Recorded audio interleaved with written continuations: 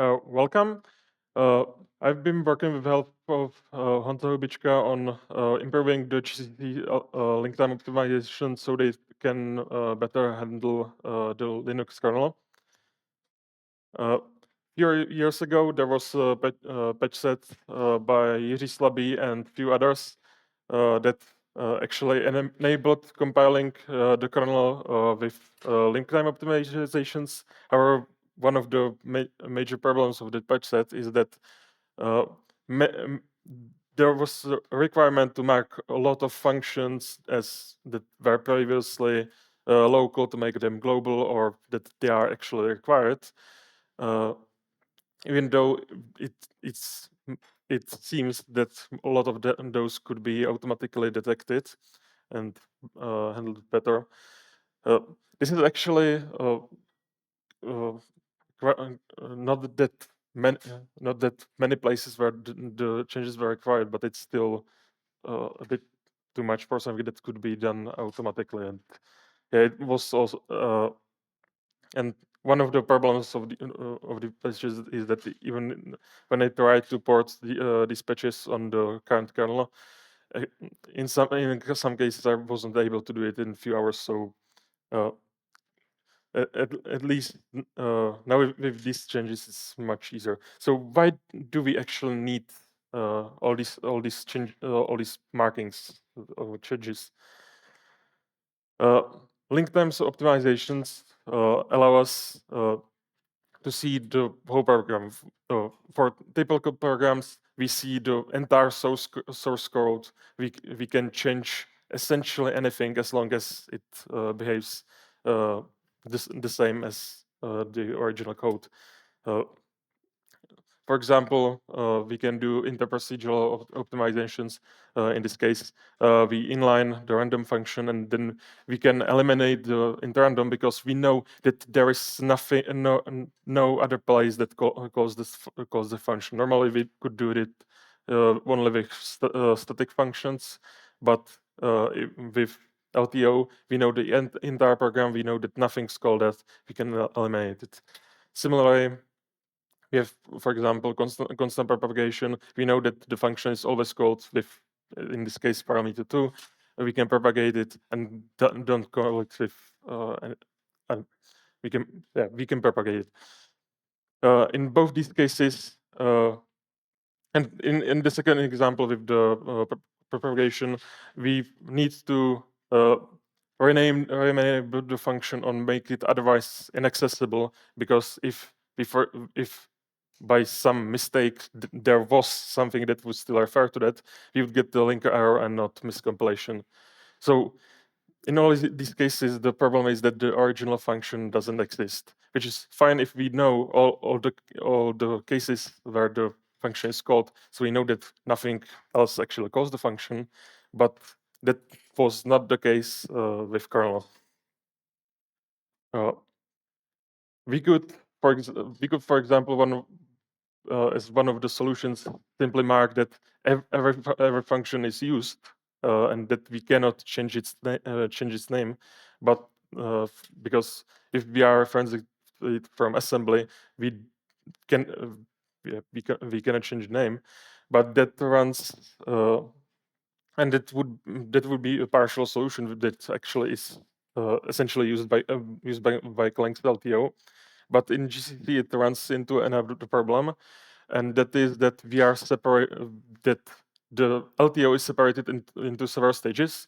First, we are making we have the whole program analysis global pass that essentially makes all the decisions, and then it splits out the work into several compilation units. So normally we can separate the work however we want. For example, we move those static foo into the first part and the second function into part 2, which is normally fine because we can make the static function no longer static, make it global, and rename it. But if we cannot rename it, making global it wouldn't be actually correct. It could link with something else. So we need to handle in these cases where we are not allowed to rename static symbols. So we cannot separate the colors to the static symbols. So we need to somehow keep them together, which is which is a relatively simple conceptual solution. Simply create one partition for each input source file and push everything from the single source files into that partition. But we have a problem that we are, for example, inlining before we separate those symbols into partitions.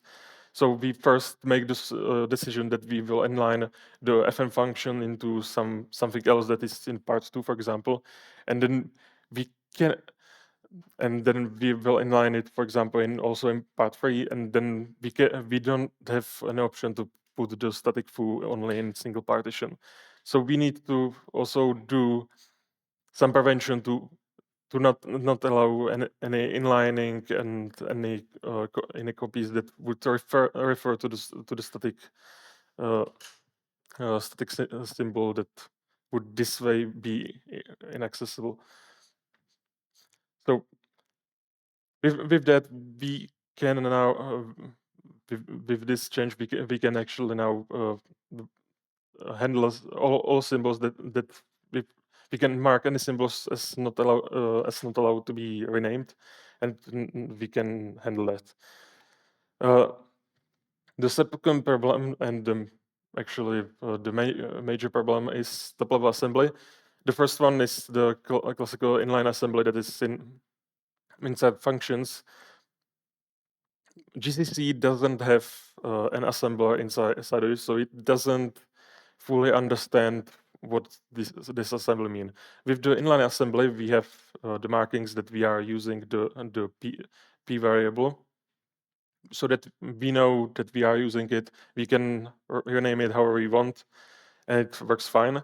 With top-level assembly, we don't have anything like that. It's just a string that we will output to the assembler, and yeah, we don't actually understand that we need to that it references that CPU has X features, and we need to keep it.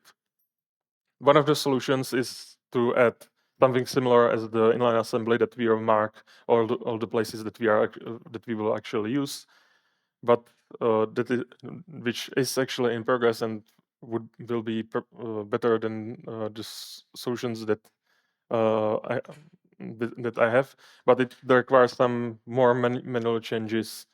In, it, yeah, it requires some changes to the code by the user. So we don't, since GCC doesn't have an assembler inside of it, and we don't want an assembler inside of it, we have the only options are to use some heuristics, but any heuristic has some false positive, so we cannot use heuristics to modify the code. We cannot decide that we found that CPU has X features is a function, so we remain it and we change the assembler, because yeah, it could be false positives. But we can do the other way around to figure out that we are referencing that function, and if disable the renaming. It will cause less optimizations, but it's more limited. So one relatively easy way is to look only to look over all the things that look like an identifier. Look at whether there is some function, and then mark it as just not allowed to be renamed, which will result that, for example, if there exists some function that's called for export symbol, it will also be marked as not to be renamed, but that's acceptable a false positive that doesn't cause any problems. It's just a little bit less optimized.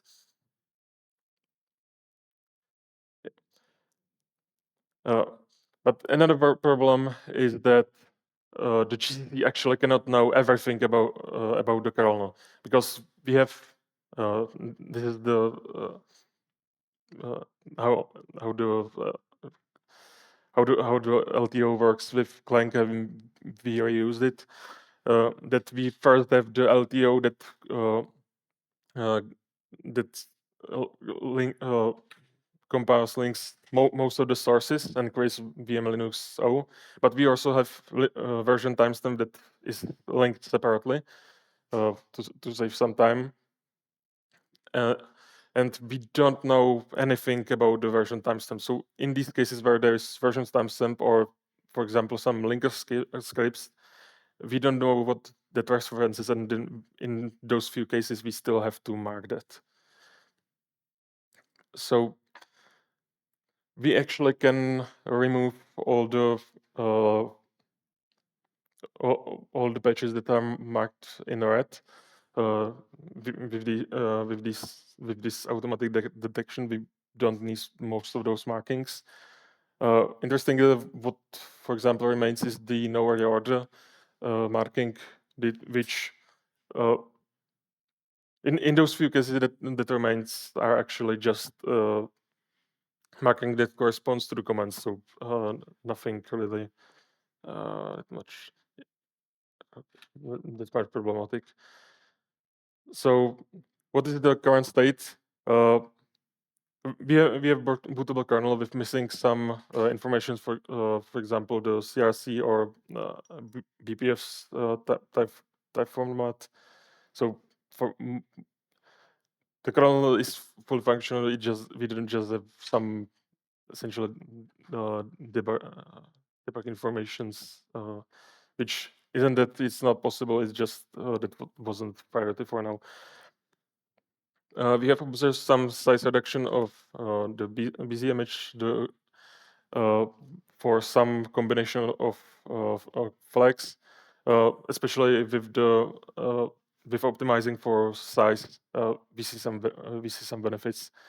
So we definitely plan to upstream it to GCC, and hopefully even to the kernel. But yeah, so that's probably all for now. Do you have any questions or anything to that?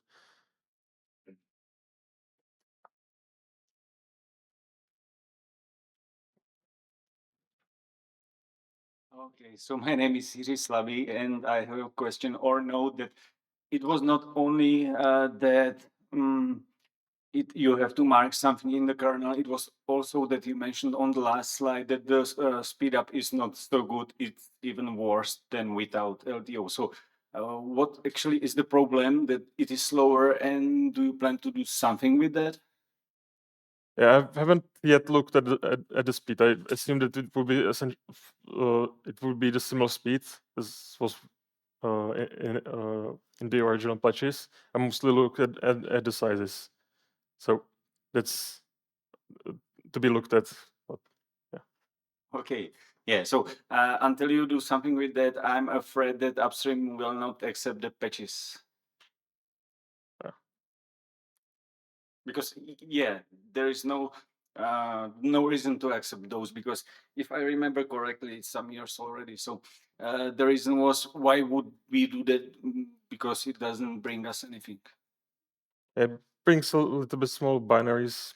Yeah, but usually these are only used on some embedded systems or things like that. So I don't think this would be the reason to accept that. Because usually you build with O2, so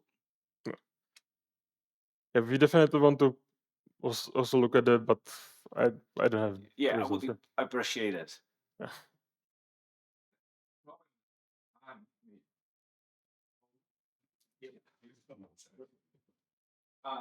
If I remember, if I remember correctly, that's problem was that the LTO growth so long time to build, and so that's why also Linux didn't like that at the time. And the result was a few percent of the shrinkage was just a small percentage of the speed up. So what was not convincing, that was many years ago, but yeah.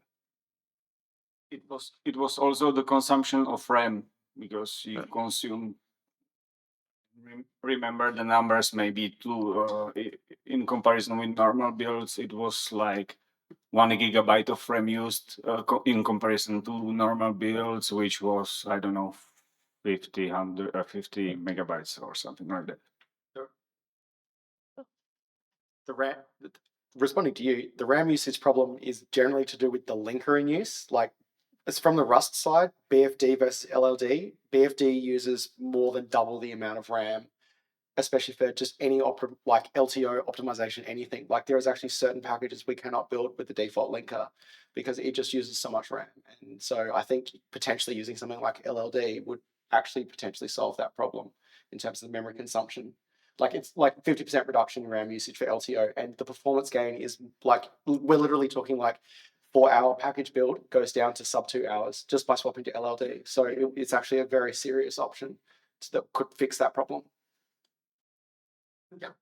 So I just wanted to explain a bit that the LTO is a little bit of long-term investment. It's like we started working on it in 2003. In 2010 it was compiling Firefox, and someone before COVID, I think we switched by default in the distribution builds.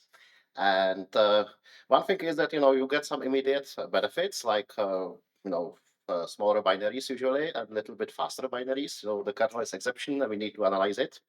But you also get a little bit of the long-term benefits like better diagnostics, better tooling. You don't need to put everything into headers. So we have to also account that if we start building kernel with LTO, there might be some other benefits later, which would not be possible otherwise. You need to bite the bullet at some point. So yeah, it would be really nice to figure out what's necessary to upstream it. Yeah, so that's just all I wanted to mention. Okay, so 10 years ago, I played around trying different optimizations on the kernel just for fun. And I found out if you compile the kernel with all three, it crashes more often than you think. So I wonder if there is already some stability benchmark that you already run or something like that to ensure the kernel is stable. Yeah, I haven't yet checked that. But yeah, I mostly checked that that is at least bootable. That I mostly focused on the GCC part to be allowed to be able to build it without problems. Any additional and if anything such as that is it's in the future. If we want to mainstream, that's definitely something that we will do. But that was not the priority for now. Okay. Okay, thank you.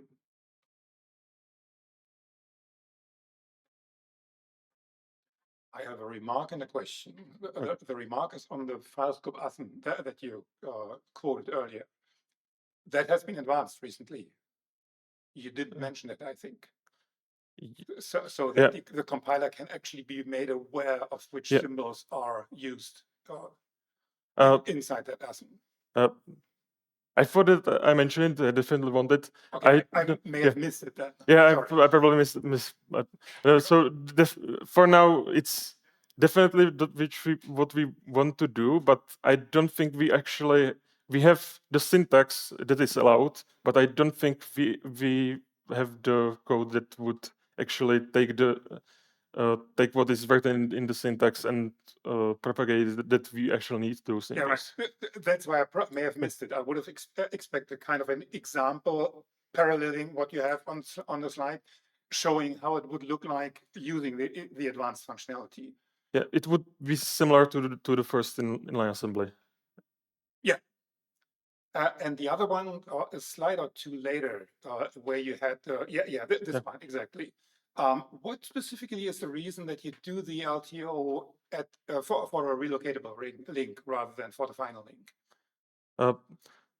We inherited it from Clang LTO and I presume that the reason is that there are some additional steps that there is some benefit to recompiling only the part and adding the new version timestamp to the rest of the kernel. Yeah, but I mean, to to basically acquire problems that you described by doing the linking early, the LTO linking early. It seems odd. So there must be some significant benefit to do it this way, if at the same time you accept that you gain new problems from doing so. Yeah, the version timestamp is relatively small, so I didn't consider it that much of a problem. And I presume that the Clang LTO had some reason for separating that. Okay, but you don't know precisely what the reasons are.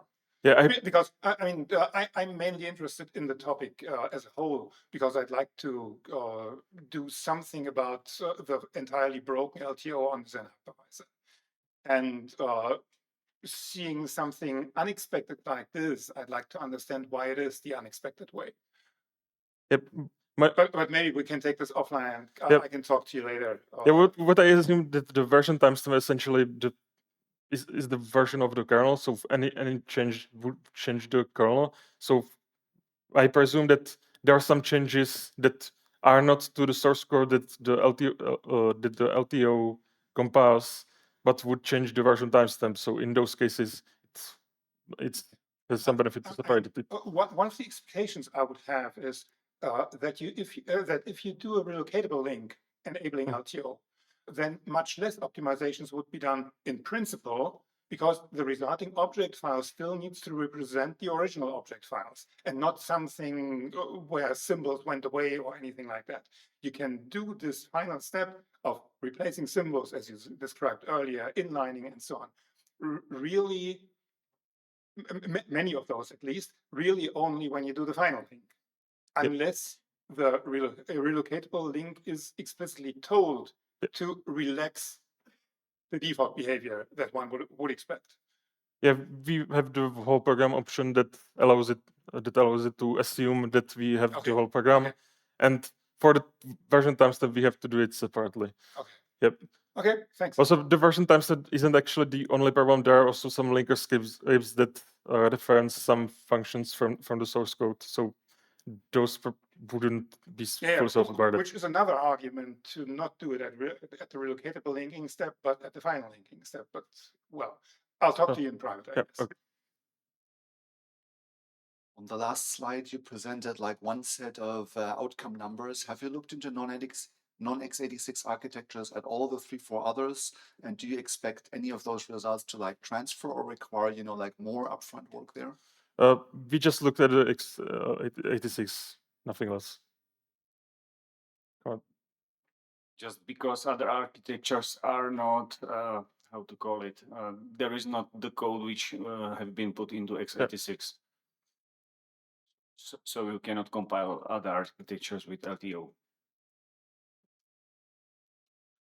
Hello, I'm not sure if you compiled with ftrace support, and if you checked if the renames of the symbols affected the traceability of the kernel. I didn't check whether it affected it. I definitely compiled it with ftrace because there are some because one of the linker script actually refers to ftrace, so at least I assumed it compiled with that. Yeah, so I just mentioned because that would break then live patching and maybe other. Yep. Currently, I'm not sure whether GCC supports live patching with LTO, but in principle, it shouldn't be a problem. It's just about adding the ability. Okay, no problem. Thank you. Yep. I just wanted to mention for this final linking step, the original path set was done by Andy Green quite a long time ago, before kernel supported LTO with LVM.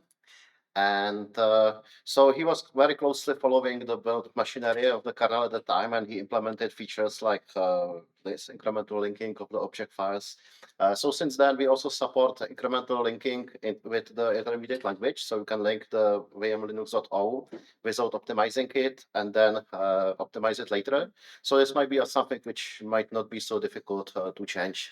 And also for the memory use, we are kind of improving over the years. Every release I'm trying to look into it and get the LTO linking less memory hungry.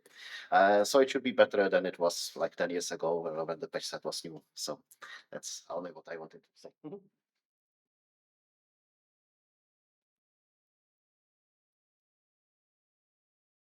Okay, so this is probably all. So thank you